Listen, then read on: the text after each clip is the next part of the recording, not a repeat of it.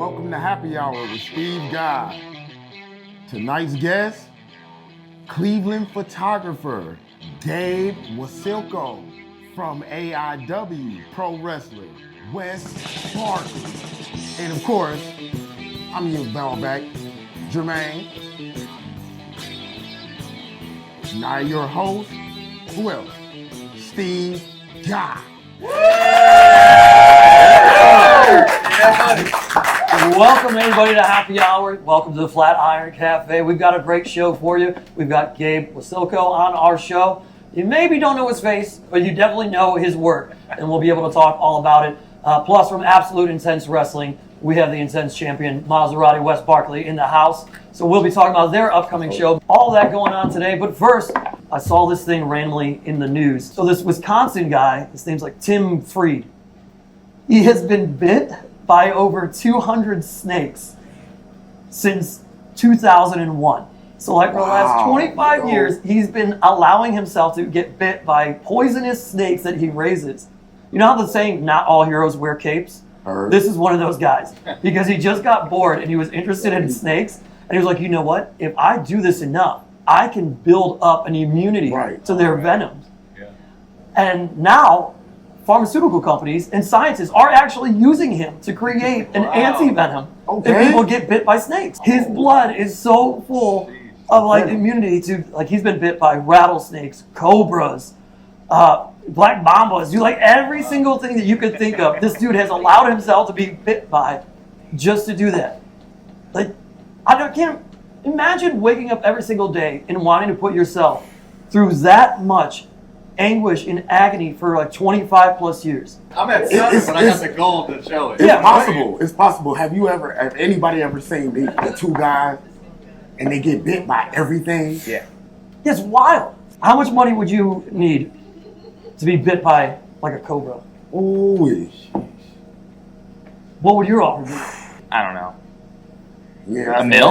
I know you paid, yo. Mil? Cool mil? That's for one snake bite. Yeah. This is 200 snake bites. 200? Over Okay, 25 times years. 200 So then. 200 so 200 mil. 200 mil. 200 mil. Less than Deshaun Watson, but still. What would you do, Wes? I'm in the millions for sure. Unless we're talking to, I don't know, is Nat Geo still around? I don't know, whatever TV network, and they want to give me the show and we can kind of work some movie magic, as they say, then I'm all yours. But yeah, at least a couple commas in that for sure. Yeah, and then you have like the AdSense and you have like the sponsorship deals and everything that come from it. So you might be dead with net worth of a bill. Yeah, it's not bad. It's not bad. Yeah, for that I'll do it. Yeah. All right, enough snake talk. Let's take a break. When we get back, we are going to talk to Gabe Wasylko all about his amazing photography skills. When we're back on Happy Hour, Steve Guy. Yeah.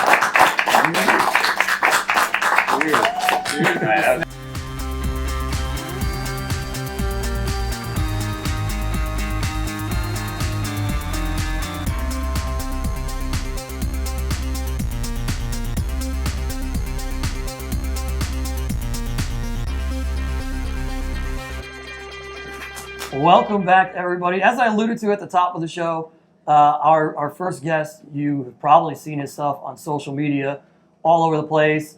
It seems like every Cleveland account reposts your photos. You may be like the most reposted person in the entire city. I mean, we got Maserati West right here, Yeah, so his content is crazy. It is so crazy. I don't sniff it. So, But we welcome Amazing pictures. Gabe Wasylko to the show. Thanks, man. Welcome, man. Thanks for coming to Happy Hour. No, thanks for having me. It's Yeah. favorite bar. Great company. So I'm excited to talk a little bit. You're doing this whole new thing with like the disposable kind of look. Yeah. But you also do your regular stuff all the time.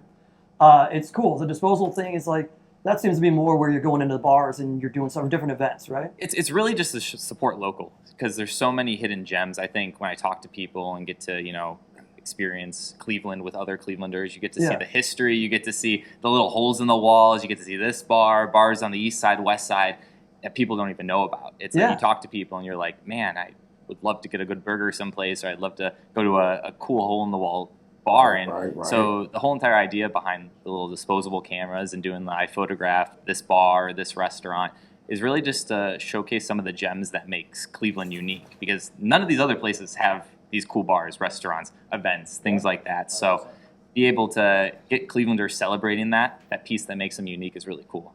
Here's one thing I think everybody wants to know. Yeah. And everybody's curious about.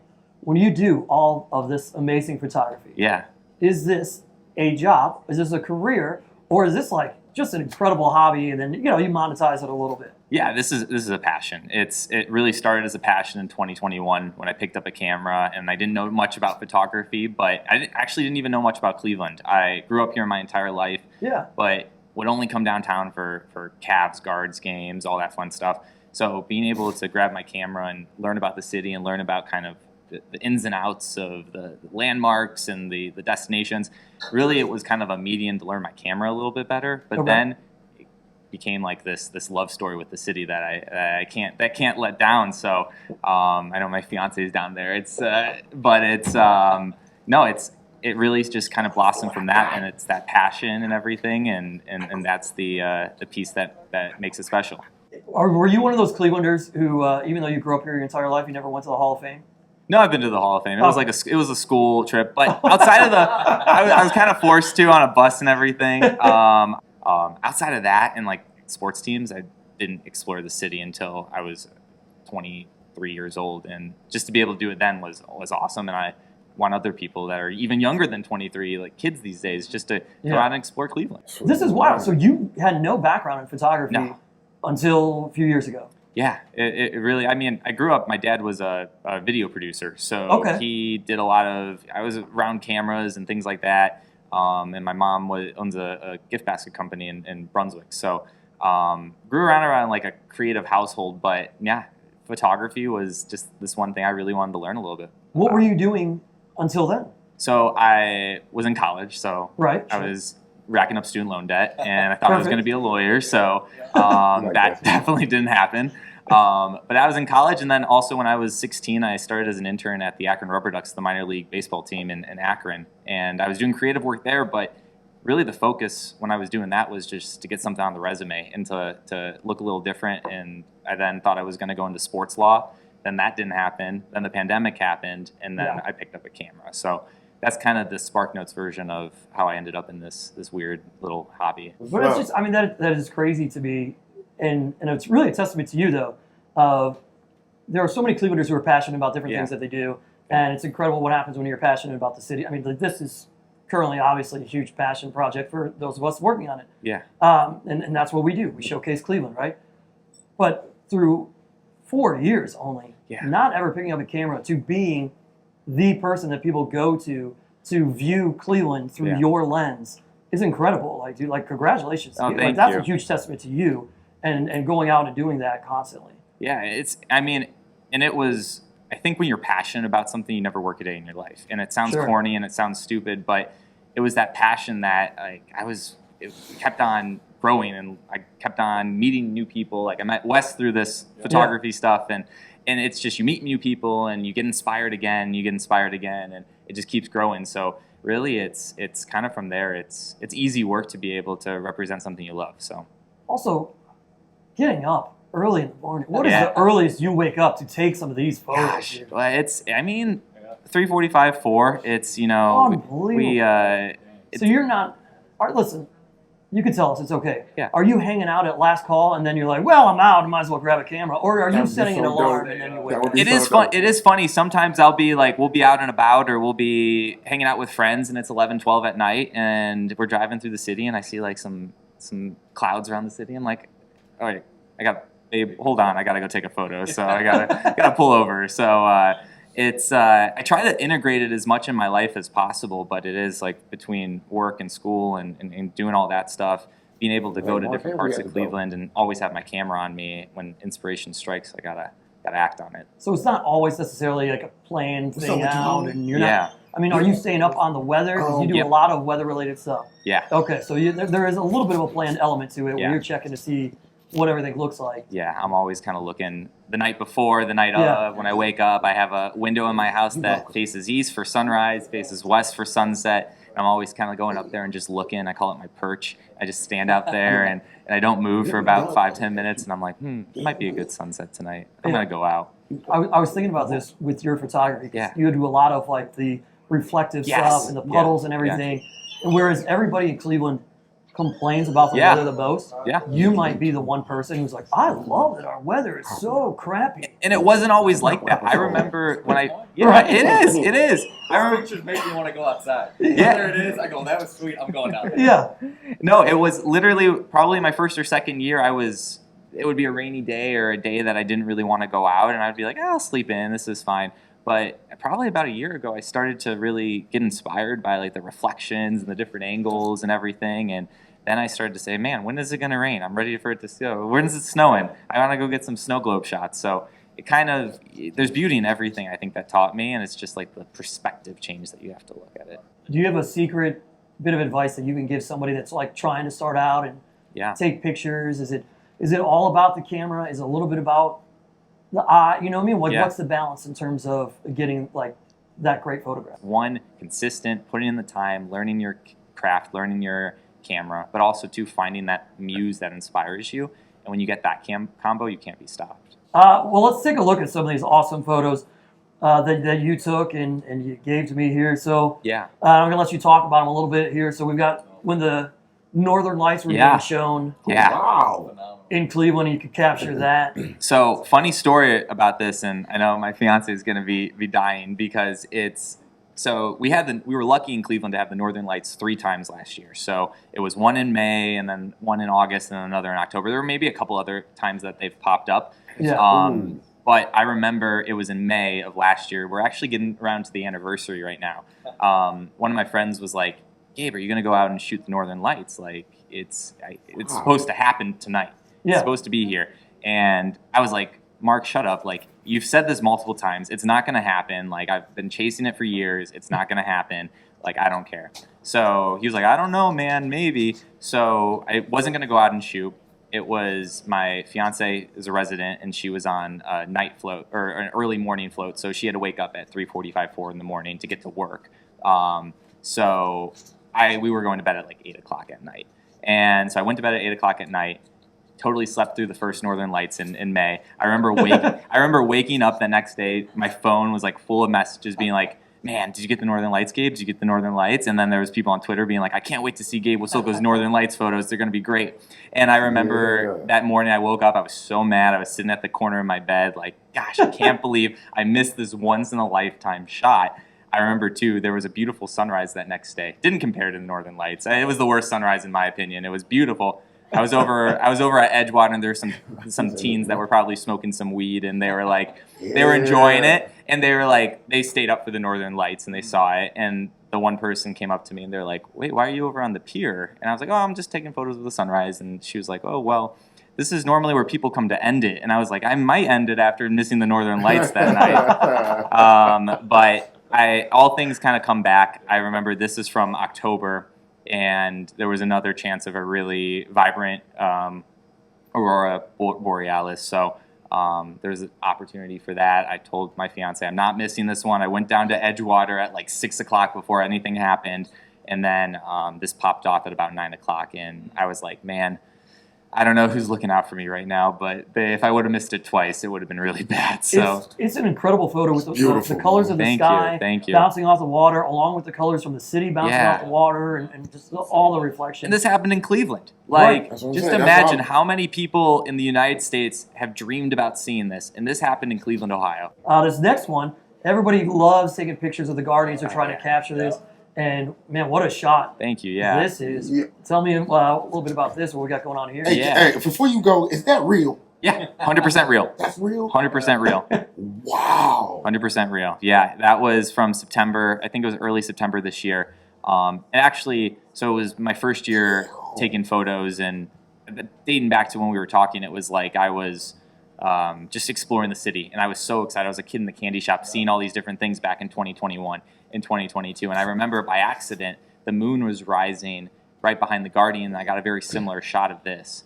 So this year, I always go back and I like to recreate photos because every year Cleveland looks a little different. I mean, we have all this development, we have all this new stuff going on, so I love to almost be kind of a historian for the city and the growth and development. So that one, I was just going back to take a shot, and that was cool to see how it lined up and everything. And Yeah. it was cool. It's one of my favorites to be able to frame those statues. This one, I believe, is a favorite of a lot of people. It was a favorite evening for a lot of people. Yeah. Towards the end of last year. Yeah. I know Jameis Winston was a big fan. This, if I'm correct, this is the Thursday Yep, night yep. snow globe game. That was, talk about quintessential Cleveland snow.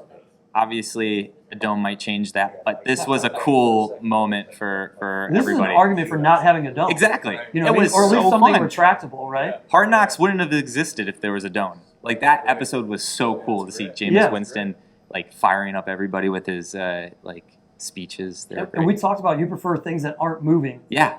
How do you capture fireworks like that? Yeah, so this one was a little bit interesting because I always love to try different things too, and I've been lucky enough to capture fireworks from the Browns playoff games and Thursday Night Football. So this one I was like, it's snowing. I love to do snow globe shots where I put a flash on my camera and make the snow that's falling look really big and extra and like a snow globe. So I was like, I wonder if I can mix the two together and do a snow globe firework shot. And I tested a few things. This was actually the last firework. They'll do a couple different firework shots during the national anthem. This was the last one. I tested it on the first two to fire the flash at the same time as I was doing like a long exposure with the fireworks coming off. And then I ended up with one of those, and that was pretty cool. All right, last one. Yeah. I get why this is your favorite shot. I think this was a lot of people's favorite photo in Cleveland all of last year. But we got the eclipse. The eclipse. Over the Terminal Tower. Again, that was... Oh, that's great. This is maybe... I don't know. I'd have to look up the numbers. But this is arguably one of the most shared photos all of last year. Yeah. I'll go back to what I said earlier. Like, that happened in Cleveland, Ohio. Like, that happened right here in our hometown. And... which is so cool, but yeah, it was. Fun fact about this, everybody was excited about the eclipse. We knew it was coming, but for me, I kind of didn't understand how cool it was going to be. It was just like another thing. It was the same day as the Guardians home opener, and I was like, I get the same shot of the Guardians home opener above home plate, and it's like with the packed stadium and everything. I was more excited that day about that shot. So not the eclipse. I was like, the eclipse might be kind of cool. I don't know. And then people were messaging me like, hey, where are you going to post up for the eclipse? Where are you going to post up for the eclipse? And I mean, to be honest, probably 2 days before I figured it out, I was like, I should probably get like a special filter for my camera and figure it out. And I was lining up where at totality the sun and the moon and everything was going to happen. And it ended up being right above the Terminal Tower. And I remember heading down there, and fiance took the RTA in. We met up down there, and we were just like, "Oh, we'll check this thing out before the Guardians home opener." It's like, "We'll grab this one. Maybe I'll throw it up online. I don't know." This little thing. This little thing. Yeah, solar eclipse in totality. It only happens in Cleveland every 1 to 4,000 years. Yeah, in our lifetime, we might never see it again. But yeah, that happened, and I remember being like, I think I gotta throw this up online, and it was just cool to be able to see Cleveland on the same level as like the Eiffel Tower. People had photos of the eclipse and the Statue of Liberty, and then you had Cleveland, Ohio, and that was just really cool to see. Like, all right, Cleveland's on the stage of some of these big hitters in the entire world. Yeah, and let them know. Yeah, let them know. Let them know. Let them know. So that was really fun. I think that's why that photo is especially special to me. It's like, this is Cleveland's coming of age story. It's people are taking us seriously now as a great place to live and call home. And this was one of the many reasons why people were like, all right, maybe we shouldn't shit on Cleveland. Yeah. I mean, in a year and a half where, like I said, a lot of natural, really cool events and looking events have happened in the presence of Cleveland, Ohio. Yep. On behalf of Clevelanders, thank you for showcasing it and then showing the world and making us look as amazing as you did. With all these photos. Thank you. Thank you. Yes. Give it up. We'll get you out of here, but the question was posed. If somebody ever wants to purchase a print of any of your photos, what do they do? How do they make it happen? Yeah, so I have an online print store, www.gabewasilko.com. My name's a little confusing, but you can find me on social media too. It's all linked there. And I'm just thankful for everybody's support. It's cool to be able to celebrate Cleveland with so many people that love Cleveland just as much as I do. So. we come back, we're going to chat with pro wrestler Maserati Wes Barkley. When we return, happy hour with Steve Guy. Yeah, Wes. Champ is here.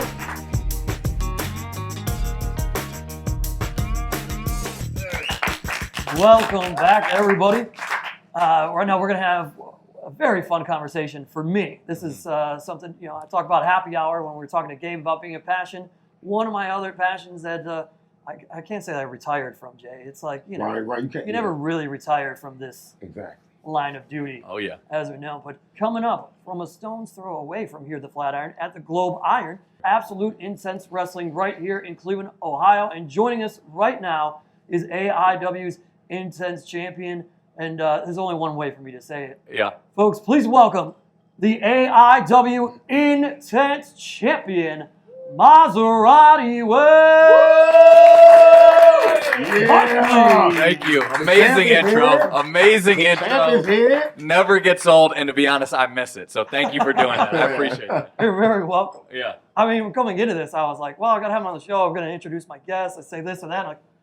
I can't say Wes Barkley without doing You got to do it the big. whole- Do it big. Yeah. Do it big. Thanks for joining me, man. Thank you. Appreciate it. As this is not an anomaly for us to sit here and talk and have a 100%. drink together. That's a Yeah. nice thing about it. Yep. A lot of people don't understand the wrestling world. You get to know people, the ins and outs, And the bars and the cars. the cars and the cars. But big show coming up, dude. Yeah. Biggest match of my career. I mean, to be the champ and putting on for Cleveland, just like Gabe was saying, I put on for Cleveland every time I lace up my boots. So, yeah, born here, raised here. I'm doing it for Cleveland. Be there, be square. Remember, there's no squares in my circle. Thanks. That's just autopilot sometimes, And if you haven't been to a wrestling show, this is the show to be to. Let's go. You know what I mean? And it's like, if you're missing this is, I'm going to say, the hottest, best kept secret in Cleveland. For entertainment-wise, you've been to Cavs games, you've been to Browns games. But if you've never been to an AIW show, well, this is the one. And if you've been to one, you already bought your ticket. We know that. So I'm calling off work. I'm going. Yeah. I'm calling off. there it is. There you go. I'm There it going. is. Get my ticket. Yeah, I get fired. Thank you. I get fired up because I love this. You know what I mean? And Yeah. It's been amazing to see the growth of AIW over the years. It's been amazing to have been a part of it over the years and still continue to be a part of it. Obviously, I'm always going to rep the brand. 100%. Can't not do that. Yeah. And it's also been amazing to see your growth over Thank the you. years. Appreciate it. People always wonder, how do you even become a pro wrestler? Yeah. And I can honestly say, I was there at your very beginning. Since day one, 100%. And you are a homegrown AIW talent. Yep. There is the AIW Academy. It Yep. exists. They teach you how to wrestle. Yep. Teach you how to do everything. Yep. Work with you on the mic skills. If you're not too good at it, try to improve you from it. Never an issue with you from the get-go. But you always helped me out and gave me great ideas Of and course. kind of got me to look at wrestling and promos and just talking a little different. So I'm grateful for that. So thank you. And now it's taking you from Cleveland. You've traveled all over. Yeah, coast to coast eating Versace French toast is what I would like to say. But all over the world, and still I got more to go. So To show the kind of history that AIW has had, 100%. who they brought in, and who has become stars since being at AIW. Yeah. For casual fans watching at home, if you watch WWE and you've watched Kevin Owens, Yep. formed at AIW. Yep. Seth Rollins has been at AIW. He had this belt. Had that belt. Yep. Well, Johnny Gargano currently there. There it is. Helped train me. Also had that belt. Yeah. Ray Rowe from local Cleveland guy. Yeah. Now He's part tag of team the champ, War Raiders. right. He's a tag team champion. Yeah. You probably know him as Eric on Yeah. WWE. He has had that belt. If people watch AEW, there are a tremendous amount of AEW talent that have been through AIW, Yeah. including John Moxley. Right. Right? I mean, Britt Baker. Britt Baker. Eddie Kingston, you're wearing the shirt. I know people that come in when I'm bartending, all of a sudden discovered AIW last summer. WWE SummerSlam is in town. Right. And people are walking Huge through the crossover. streets of West 6. And they go, what the hell is happening on Yeah. the middle of West 6th Street? That was amazing. Maserati Wes Barkley and AIW Yes, sir. having matches. Yes, sir. Is that one of the In a coolest Browns things you jersey. were part of? It was amazing. It was amazing. I mean, from growing up, going to those tailgates for Browns games, and then getting to perform there with 2,000-3,000 rowdy wrestling fans, and a lot of them haven't seen us. So to see them go, whoa, there's other sides of wrestling. Yeah. It's not just WWE. That was amazing. But again, getting to beat the Duke's ass, I'll take that any day of the week. I got to throw this out there. I obviously know the answer to this because people always ask me, hey, you were a ring announcer for so long. Why don't you ever do anything in the ring and get involved? Like, because I know what it feels like. Right. Anytime somebody asks me, hey, I gotta say, man, is it real? The line I always say is like, it ain't fake, brother. No, it ain't ballet is the line too. I broke my back training. I fractured my L2 vertebrae about 6 months in. I was really starting to get some momentum. Did a move wrong and fractured, my back. Wow. And there's no fake in that for sure, but there's also no fake in the rehab and wearing a back brace around. Right. And also no fake in that desire and that drive and seeing, your peers in the ring or seeing other shows and you want to be there. So there's nothing fake about wrestling. You know what I mean? Yeah. There's fake stuff about real life. Oh, sure. But that wrestling ring and everything in there, that's real. People don't understand. It's like, no, they think that it's a big cushy pad that you are falling on when you're in the ring. I wish. That is not the case. I wish. At all. Yeah, you'll see me Monday, Tuesday, Wednesday after a show limping around. People go, what happened? I go, I had a big match. That's what happened. 100%. You are literally putting your body on the line. Yeah. Every single time you do it. So, this whole 100%. episode, I guess, could be all about passion. It's really what it is. We talk about Gabe's passion, going out to take pictures. Exactly. You are not trying to be a pro wrestler if you are not passionate about what you're doing. 100%. 100%. And we see so many guys that start up and they think they're going to be, in WWE in a couple weeks and they fizzle out. But it's really for the love of the game and for that passion that keeps you going. Because you get a couple glimpses and you get some big moments and you get some gold. And now after you get the gold, you got to defend the gold. So that's right. And that drive just takes you, it's a whole other level that people don't understand too, because you're hitting the road.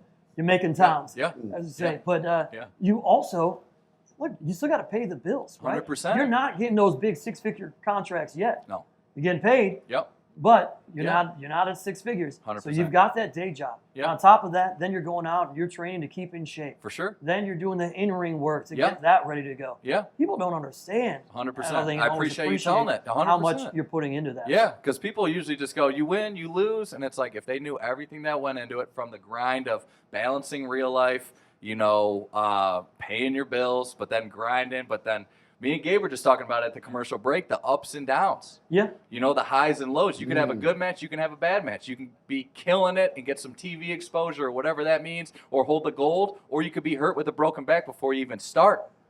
But it's with what you got in here, in that heart. If you want to keep going, if you want to keep going. Straight hard. Yeah.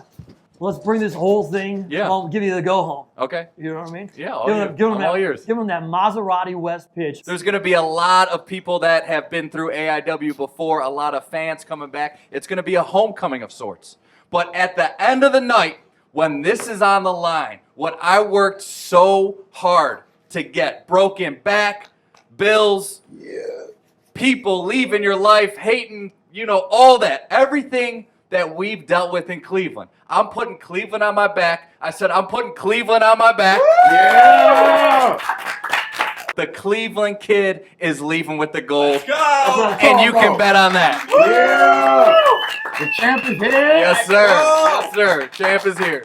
Hey, look, if you want to follow Wes on social media, at Maserati West. At Maserati West. And check out AI Wrestling for tickets. I think we're less than 50. They might put some more on, but be there, be square. Remember, there's no squares in my circle. Oh, heard that, huh? Maserati Wes Barkley, everybody. Let's go, Maserati. Thank you. Appreciate it. Thank you. When we return, it's sadly that time. It is the last call countdown. When we come back on Happy Hour, Steve Guy. Yeah. Woo!